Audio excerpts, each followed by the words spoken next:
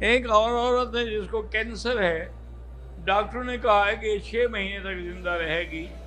بھائی کسی کو کیا پتا ہے؟ ما تدری نفس ماذا تکسب غدا وما تدری نفس بأی ارض تموت۔ کسی کو نہیں پتا ہے کہ موت کب ہوگی۔ یہ تو ڈاکٹروں کے ایک اندازے ہوتے ہیں، ورنہ اللہ کے ہاتھ میں وہ 6 سال زندہ رہے، اللہ کے ہاتھ میں 6 دن کے بعد اس کو موت آ جائے۔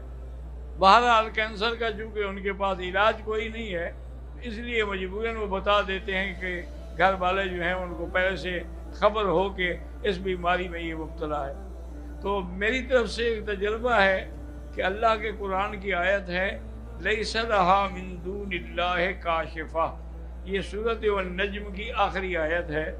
تو اگر اس آیت کو 1001 دفعہ پانی کے بڑے ڈول پہ پڑھ کے دم کر کے رکھ دیں، چاہے 3-4 آدمی مل کے پڑھ لیں، تو وہی پانی اس کو پلاتے رہیں، وہی اس کے اوپر مارتے رہیں، وہی زخم والی جگہ پہ ایسے چھٹے مار دیں، اور جب ختم ہو تو پھر اور پڑھ لیں، تو انشاءاللہ اللہ کو منظور ہے تو وہ کینسر بھی ختم ہو جائے گا۔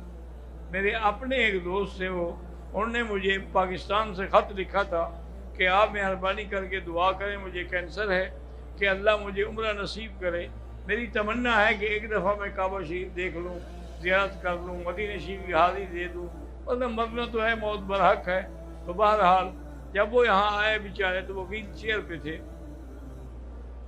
چلنے کی طاقت نہیں تھی، ایسے ہو گئے رہی۔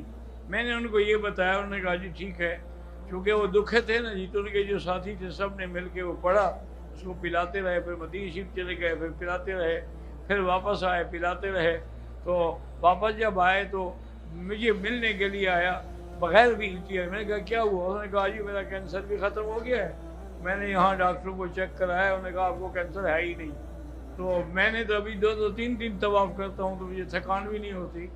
میں نے کہا اللہ نے تمہیں شفا کا ذریعہ بنا دیا ہے۔